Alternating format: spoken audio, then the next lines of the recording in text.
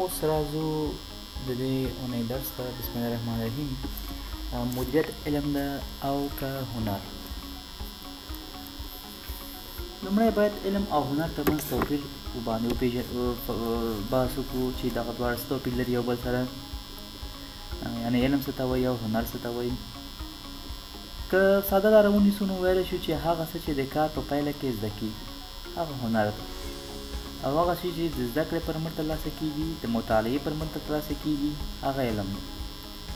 یا هغه قواعد چې تجربو او بحثونو پر مټ کشف شوي وي، په هر حال کې بدلون نه کوي او لیکنې بڼه یې ځان ته غوره کړې وي، علم بلل کېږي. لکه کیمیا، ریاضي او داسې نور علم پر خپل خاصو اصولو باندې ولاړ وي او ځینې ځانګړي خاصیتونه لري، لکه اصولو تطبیق یې په نړیواله کچه یو شان وي، د علمي څېړنو او تجربو په پایله کې ترلاسه شوي وي، د علت او معلول رابطه د مختلفو عواملو سره رامنځته شوي. هنر وار په وار د یو عمل تکرارول دي چې په همدغه عمل کې خاصه پوهه ترلاسه کړي او وروسته د دې توانایي ولري چې دغه عمل په ښه طریقې سره ترسره کړي. اوس د مدیریت په اړوند ویلی شو چې امکان لري ځینې وخت د کار په پایله کې ترلاسه راشي او هم ځینې وخت د زده کړې او مطالعې پر مټ ترلاسه شي. نو هغه څه چې د مدیریت په اړه په عملي میدان کې ترلاسه کېږي هنر، او هغه څه چې د کتابونو له لارې ترلاسه کېږي هغه علم دی. یا هغه څه چې په عمل کې واقع کېږي هغه هنر، او هغه څه چې پرې بحث کېږي هغه علم دی. نو بنا ویلی شو چې مدیریت هم علم ده او هم هنر ده. مدیریت د هغه عادتونکي په څېر دی چې یو وزر یې علم او بل وزر یې هنر دی. یا مدیریت له ونې سره تشبیه کولی هم شو چې اوبه یې علم او خاوره یې هنر ده. دا چې اوبه او خاوره د ونې لپاره دواړه وزرونه دي او د الوتکو لپاره خورا اهمیت لري، نو ویلی شو چې علم او هنر هم د مدیریت لپاره خورا اړین او مهم دي. خو دلته یو پوښتنه دا پیدا کېږي چې په دې دواړو کې کومه برخه قوي ده. پورته جریان ته په کتو سره ویلی شو چې د مدیریت د زده کړې لپاره دواړه لارې موجودې دي، نو یوه د علم پر مټ او بل د کار پر مټ. او د دې خبرې یادونه هم اړینه چې له دغو دوو لارو څخه یو هیڅ کله بسنه نه کوي، په دې معنا چې یو مدیر هم علمي زده کړو او هم عملي زده کړو ته اړتیا لري. ځکه که یو مدیر یوازې په عملي میدان کې کار وکړي نو دغه مدیر به څنګه پوه شي چې مدیر څنګه وي، او که د مدیریت ښه وي نو دی به خپل ادارې د پرمختګ او رکود په اړه څنګه پوه شي، او که په دې هم پوه شي نو په دې راتلونکو ستونزو او نورو معیارونو به څنګه پوه شي. د دغو شیانو زده کولو لپاره مدیر دې ته اړ دی چې مدیریت علم عملي برخه کې زده کړې ترلاسه کړي.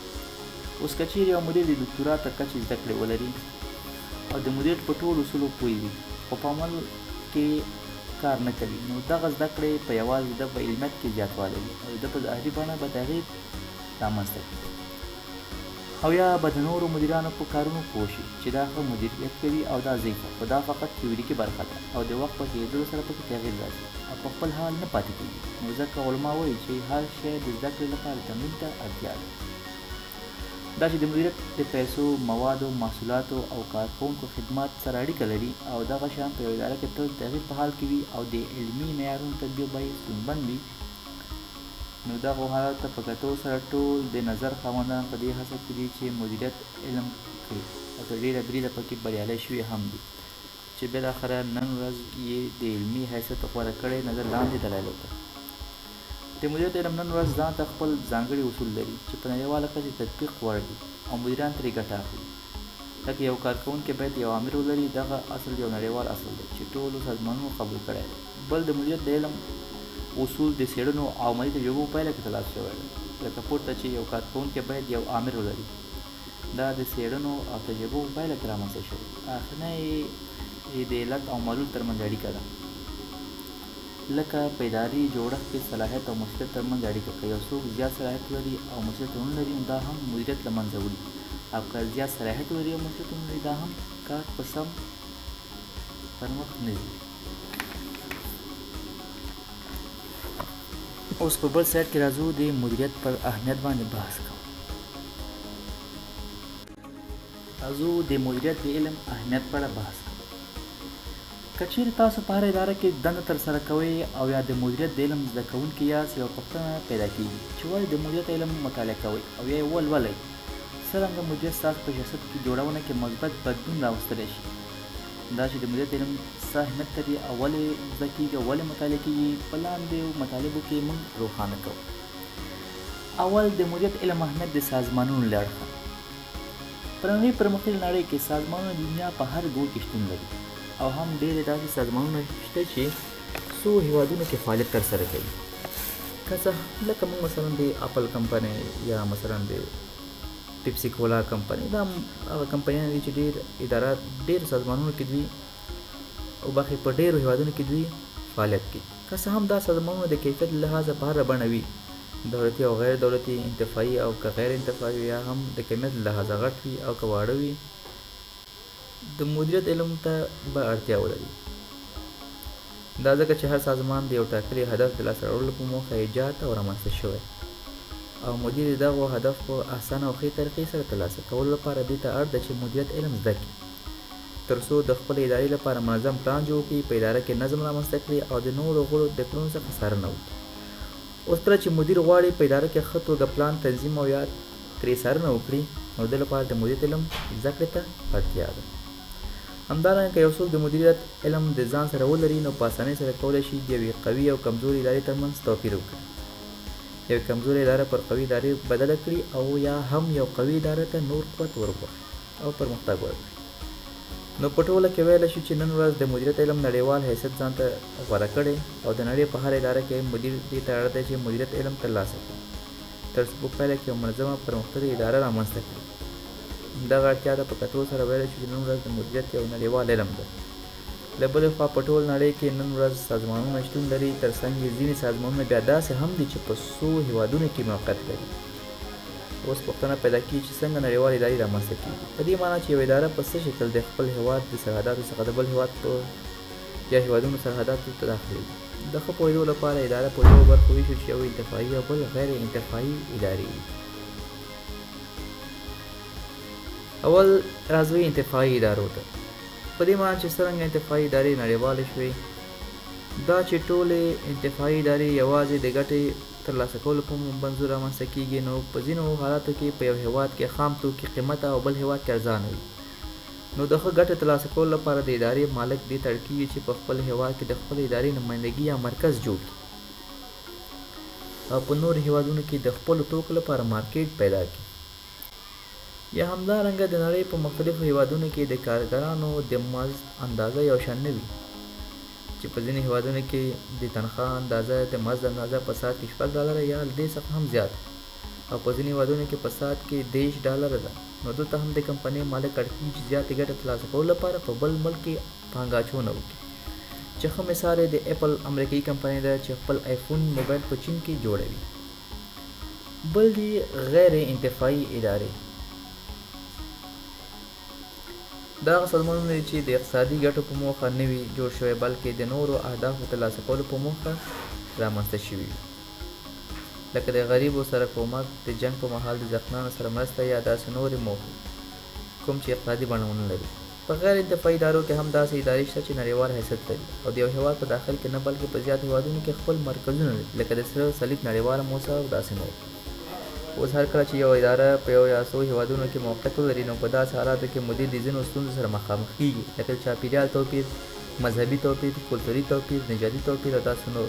نو د دې لپاره چې مدیر دغه ډول ستونزو سره مبارزه وکړي، دې ته اړ ده چې مدیریت علم زده کړي. اوس راځو د مدیریت د علم اهمیت ته د کار حقیقتوب له اړخه. کله چې تاسو یا نور هغه کسان چې په مختلفو علمي ځایونو کې زده کړې ترسره کوي فارغ شي، نو په یو ځای کې به دنده ترلاسه کوي، یا به تاسو د اداره کوونکي مدیر په حیث او یا به د اداره کېدونکي کارکوونکي په حیث دنده ګمارل کېږئ. که چیرې اداره کوونکي یعنې مدیر په حیث دنده در وسپارل شوه، نو د خپلو کارونو په ښه بڼه ترسره کولو لپاره دې ته اړ یاست چې مدیریت علم زده کړئ او د ادارې لپاره د پلان جوړولو، د امورو تنظیم او غړو د نظارت په برخه کې ترې ګټه واخلئ. خو که چیرې تاسو د اداره کېدونکو د ډلې څخه یاست یعنې کارکوونکي یاست، نو به دې ته اړتیا شته چې د اداري علم څخه استفاده وکړئ، ځکه تاسو د نورو اداره کوونکو سره کار کوئ او د کارونو په ښه شکل پر مخ وړلو لپاره دې ته اړ یاست چې د هغوی په هدف پوه شئ او په سمه توګه درکړل شوي وظایف ترسره کړئ چې دا کار به ستاسو په شخصیت کې مهم او مثبت رول ولوبوي. اوس راځو د مدیریت د علم اهمیت د اداري موخو د لاسته راوړلو له حیثه یا له اړخه پرې بحث کوو. پرته د اداري موخو لاسته راوړلو له موضوع څخه نشو کولی چې د مدیریت د علم له اهمیت څخه سترګې پټې کړو. یا د اداري موخو د لاسته راوړلو پرته په یو متحرکه اداره کې د مدیریت اهمیت څه وي؟ دا چې هره اداره د ټاکل شویو موخو ترلاسه کولو په منظور رامنځته کیږي، نو پرته د مدیریت د علم څخه دغه موخې لاسته راوړل به یو مشکل کار وي، ځکه چې د مدیریت علم پرته څنګه امکان لري چې مدیر داسې یو کاري چاپیریال رامنځته کړي چې په هغه کې د ادارې ټول کارکوونکي د خپل استعداد په کچه کار وکړي، یا د ادارو د غړو په نوښتونو او نظریاتو څخه په سالمه توګه استفاده وکړي، یا د ادارې د غړو په منځ کې چې د مختلفو نژادونو، مذهبونو او قومونو کسان کار کوي د همکاري روحیه برابره کړي. اوس کله چې په یو اداره کې کاري چاپیریال جوړ نه وي، یا د سازمانونو د غړو ترمنځ همکاري روحیه موجوده نه وي، یا د سازمانونو د غړو د استعدادونو څخه په منظمه توګه استفاده صورت ونه نیسي، نو څنګه امکان لري چې د اداري موخو یعنې اهداف ترلاسه شي؟ نو بنان ویلی شو د ادارې ټاکل شویو موخو د ترلاسه کولو لپاره دې ته اړتیا ده چې مدیر باید د مدیریت علم په یاد ولري، تر څو په اسانۍ سره وکولی شي چې د ادارې اهداف ترلاسه کړي. او د مدیریت اهمیت بل چې د راتلونکو ستونزو څخه د مخنیوي له اړخه ده. دا چې راتلونکي څخه څوک خبر نه دي، نو ځینې وخت یو اداره داسې ستونزو حالت سره مخامخ کیږي. په دغه حالت کې نه یوازې دا چې د ادارې اهداف په اسانۍ سره ترلاسه کیږي، بلکې ترڅنګ یې د دې امکان هم وي چې اداره د سقوط سره مخامخ شي. نو دغسې حالاتو څخه د مخنیوي لپاره دې ته اړتیا شته چې تر څو د مدیریت د علم څخه ګټه واخلي او وکولی شي چې دغه سازمان له منځه وتلو د خطر څخه وژغوري. که د روښانتیا لپاره داسې فرض کړو چې په اوسنیو حالاتو کې یوه اداره په منظمه بڼه خپل کړنې ترسره کوي او هیڅ کومه ستونزه هم موجود نه لري، نو که چیرې د اداره په راتلونکي کې د اقتصادي بحران سره مخامخ شي یا د سیاسي رکود سره مخامخ شي، نو څنګه به پرته د مدیریت د علم څخه دا مدیر وتوانیږي چې دغه اداره په دې سختو حالاتو کې رهبري کړي تر څو اداره د منځه تلو له حالت څخه وژغوري. دا چې په ځینې وختونو کې سازمان یو داسې غیر عادي ستونزو سره مخامخ کېږي چې له مخکې ورته پیشبیني نه وي شوې، نو دغه ستونزو له منځه وړلو لپاره یا د مخامخ کېدو په صورت کې په سالمه توګه ورسره مبارزه کول چې راپېښه شوې ستونزه حل شي، د مدیریت علم اړتیا لري تر څو اداره په سمه توګه رهبري شي.